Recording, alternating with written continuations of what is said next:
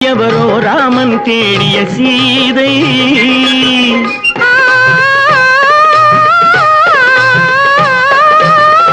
ஆறு குணங்கள் கொண்டவளாம் ஒரு பாவை அது யாரோ எவரோ ராமன் தேடிய சீதை